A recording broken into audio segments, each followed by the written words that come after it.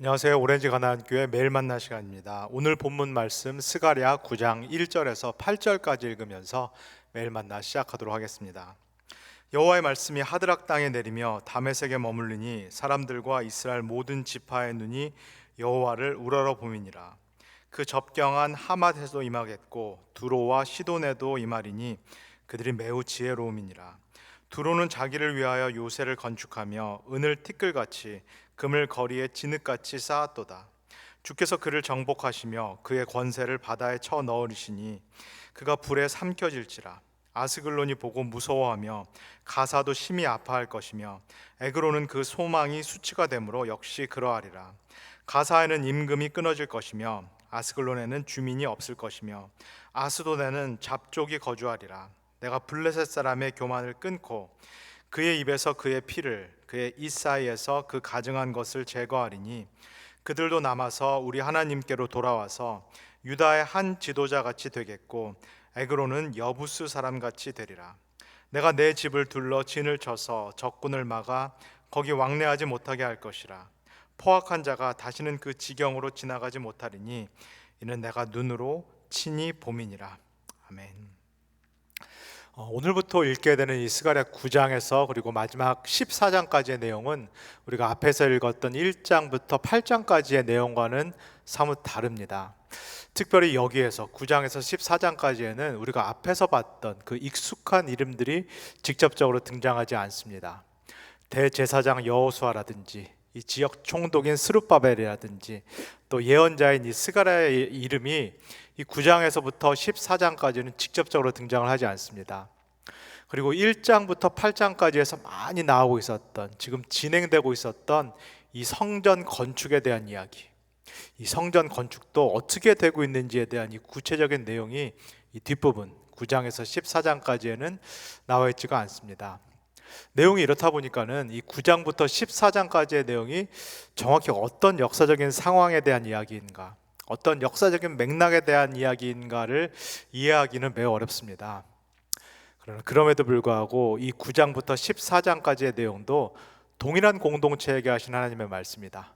70년 동안 포로기를 마치고 돌아온 이스라엘 공동체, 그래서 나라를 재건하고 도시를 재건하고 그리고 성전을 재건하는데 큰 어려움을 겪고 있는 이 이스라엘 공동체에게 하시는 하나님의 말씀이다. 그런 마음을 가지고 9장부터 14장까지도 함께 나누면 좋겠습니다. 오늘 읽은 1절을 먼저 읽겠습니다. 여호와의 말씀이 하드락 땅에 내리며 다메섹에 머물리니 사람들과 이스라엘 모든 지파의 눈이 여호와를 우러러 봄이라. 이 9장부터 조금 특이한 내용들이 많이 나옵니다. 우리가 예상치 못했던, 우리가 예기치 못했던 내용들이 많이 나오기 때문에 우리 성도님들도 더 주의를 기울여서 한번 보시면 좋겠습니다. 지금 여호와의 말씀, 하나님의 말씀이 어느 땅에 내린다라고 말씀을 하고 있나요?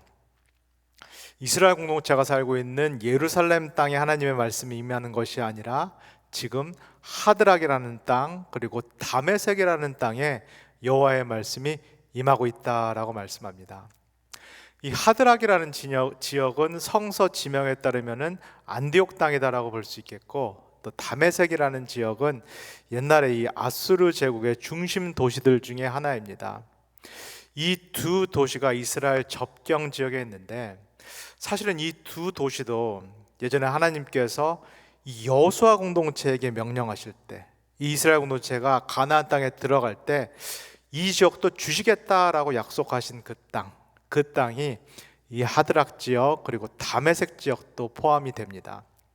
근데 이스라엘 역사 전체에서 이 두 땅이 이스라엘에 포함된 적은 한 번도 없습니다.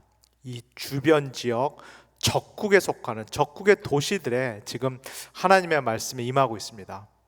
그래서 이스라엘 백성도 도대체 이 땅에 임하는 하나님의 말씀이 무슨 말씀인가?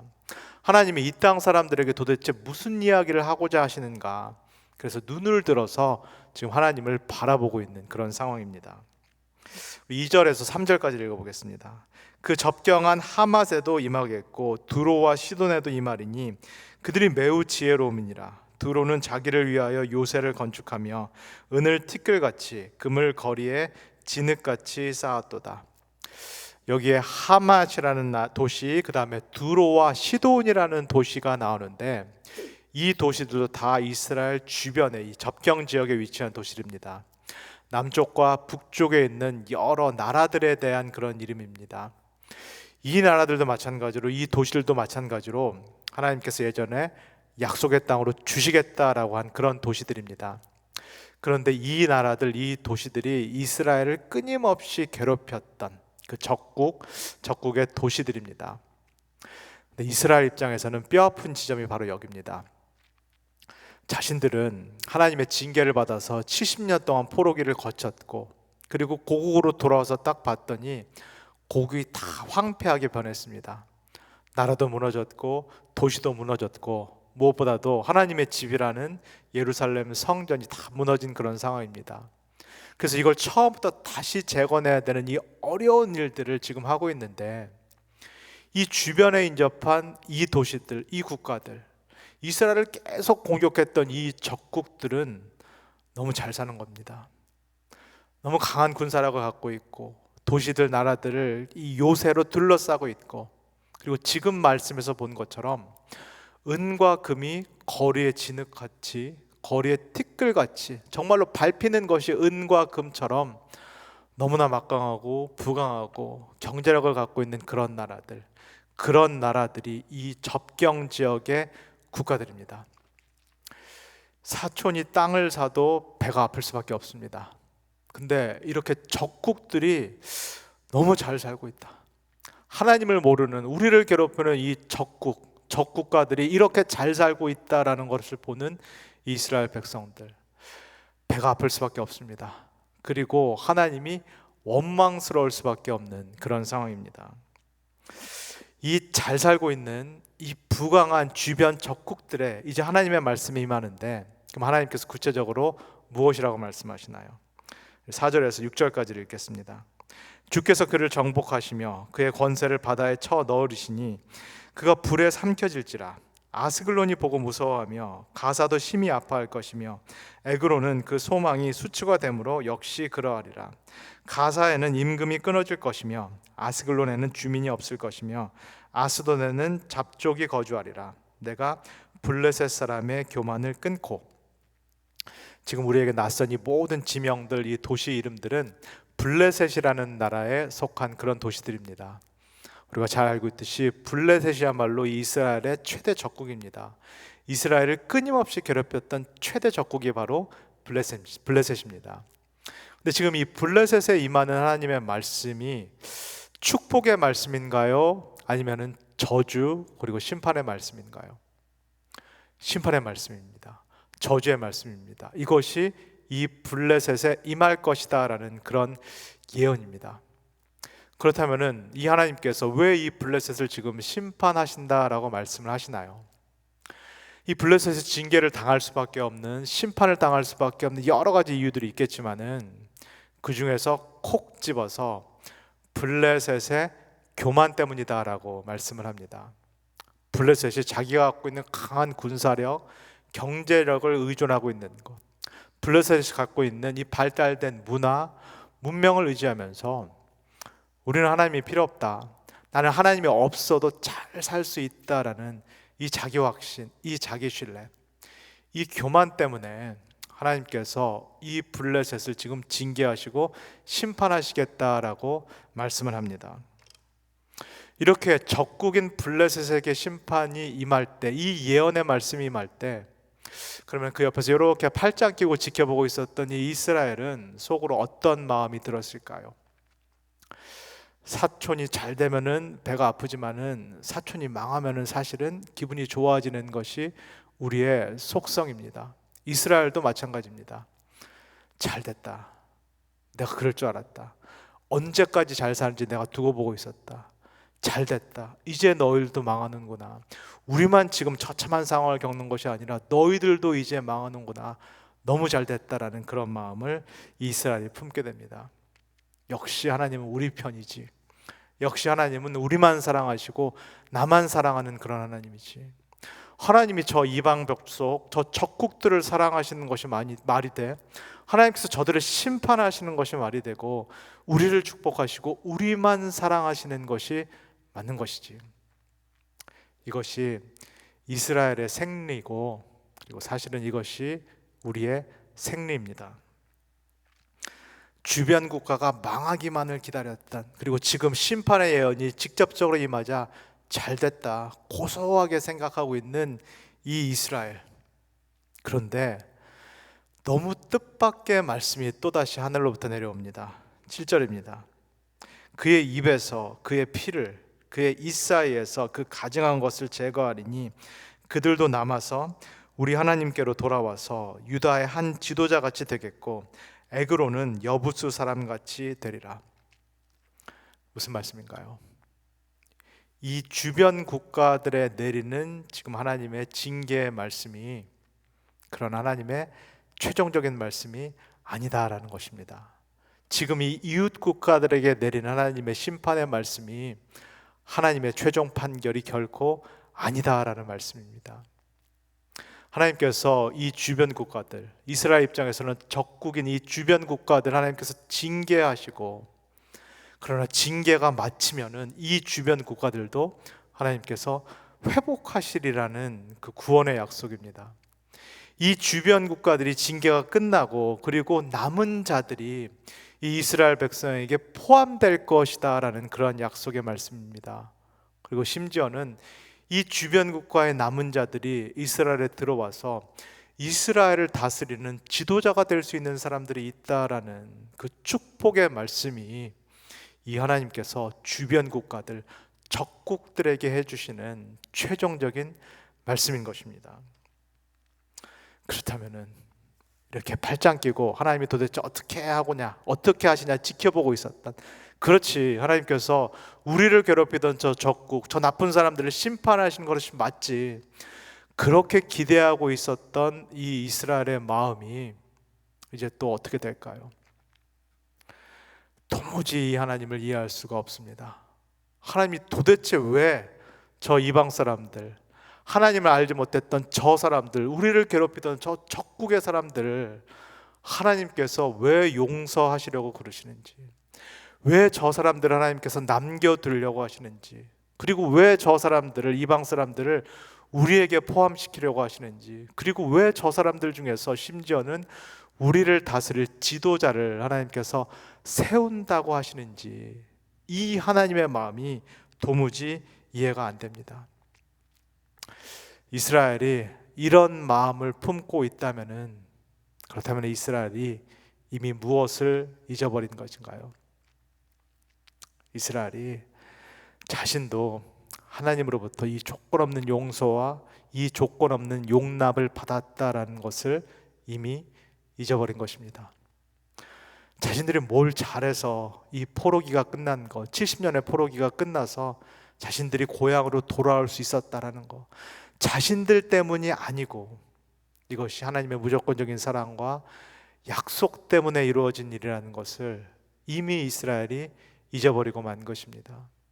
자신들이 무슨 자격이 있거나 가치가 있거나 공로가 있어서 하나님의 언약을 지키고 계신 것이 아니라 언약을 끊고 끊임없이 배반했던 자신들을 이 약속 때문에, 당시 맺었던 이 약속에 충실하신 하나님 때문에 이 자리까지 왔다라는 것, 이것을 이 이스라엘 백성이 이미 까맣게 잊고 만 것입니다.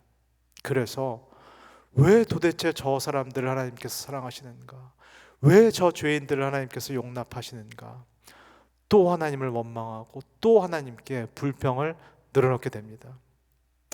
이것이 이스라엘의 생리고, 그리고 사실은 이것이 우리의 생리입니다.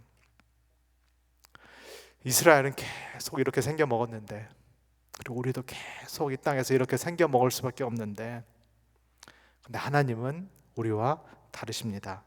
8절을 읽겠습니다.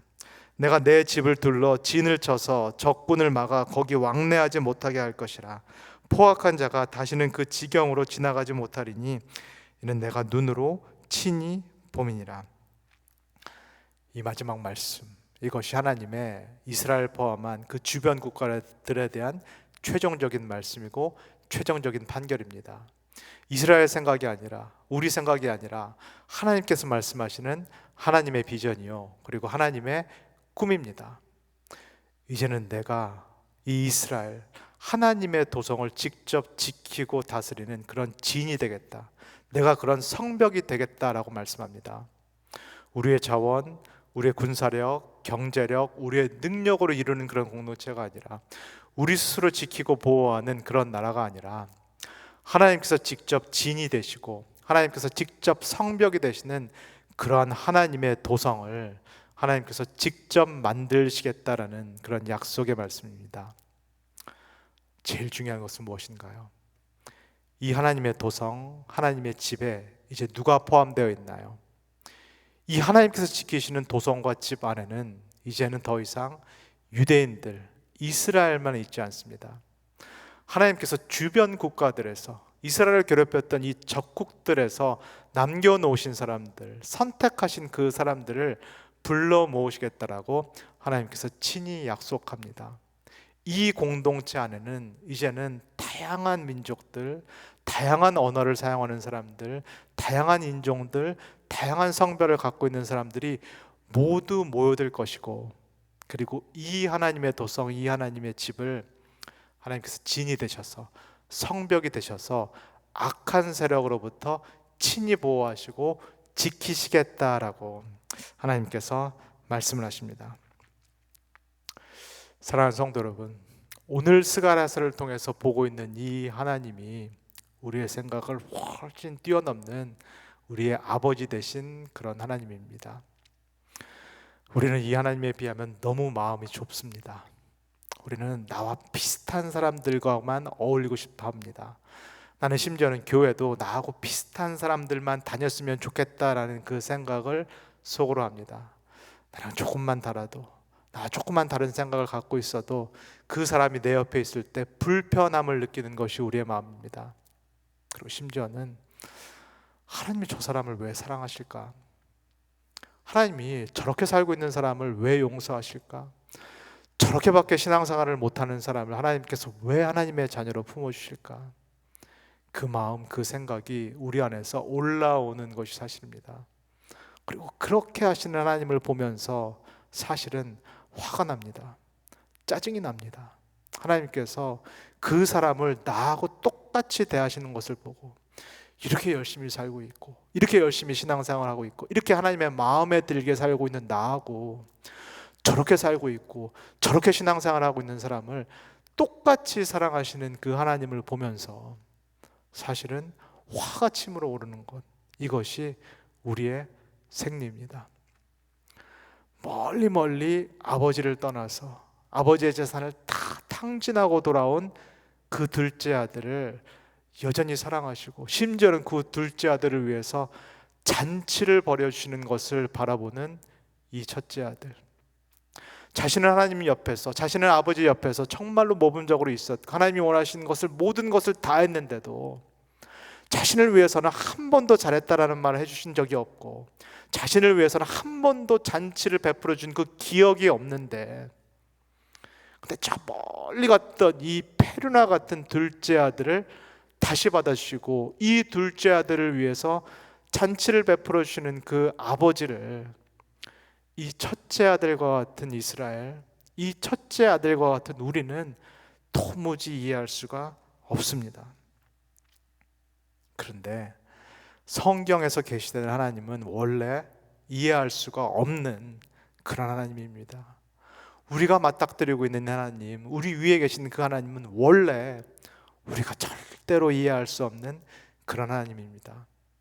만약에 우리가 그 하나님을 완전히 이해했고 파악했고 장악했고, 그래서 이 하나님이 우리 마음대로 움직이신다는 그런 하나님이라면 그 하나님은 이미 하나님이 아닙니다. 그 하나님은 우리가 만들어 놓은 우상일 뿐입니다. 우리가 우리 밖으로 투영해 놓은, 투사해 놓은 또 다른 나의 모습, 또 다른 우리의 모습일 뿐입니다. 그러나 스가랴를 통해서 오늘 아침 우리에게 계시되고 있는 이 하나님, 우리에게 다가오시는 이 하나님은 우리가 생겨 먹은 것과는 전적으로 다른, 완전히 자유로우시고 사랑과 그 품이 정말로 넓으신 사랑의 하나님이신 것입니다. 오늘 이 아침 스게라를 말씀을 통해서 우리가 만나는 이 하나님, 너무나 마음이 넓고 너무나 품이 넓어서 수용하지 못할 사람이 없는, 정말로 받아들이지 못할 사람이 없는 이 하나님을 오늘 아침 우리가 경험하면서 우리의 이 좁은 마음도 조금이라도 더 넓어질 수 있기를 소원합니다. 이 아버지 하나님의 마음을 이 아침에 우리가 조금이라도 더 닮을 수 있기를 소원합니다. 정말로 감당할 수 없을 정도의 그 사랑, 측량할 수 없을 정도의 그 은혜를 오늘도 나뿐만 아니라 모든 사람들에게 베풀고 계시는 그 하나님을 이 아침에 누릴 수 있기를 소원합니다. 그래서 나도 이 하나님을 닮아서 정말로 울고 있는 사람들과 마음 다해서 함께 울 수 있고, 기뻐할 수 있는 사람들, 또 웃고 있는 사람들과 함께 정말로 내일처럼 기뻐할 수 있는 그런 하루를 사시기를 주님의 이름으로 간절히 소원합니다. 다 같이 기도하겠습니다. 사랑해 주님, 우리 위에 계신 하나님, 우리가 도무지 어찌해 볼 도리가 없는 그 하나님, 감당할 수 없는 하나님, 그래서 때때로는 화가 나고 짜증이 나는 그 하나님, 그러나 그 하나님이 정말로 마음이 넓으신 분이고 품이 넓으신 우리의 아버지 되심을 이 아침 다시 보게 하여 주셔서 감사합니다. 정말로 어떻게 그런 사람들도 사랑하실 수 있을까, 어떻게 그런 사람들도 품어주실 수 있을까 싶을 그 하나님이 바로 나의 하나님이 되심을 다시금 깨닫게 하여 주셔서 감사합니다.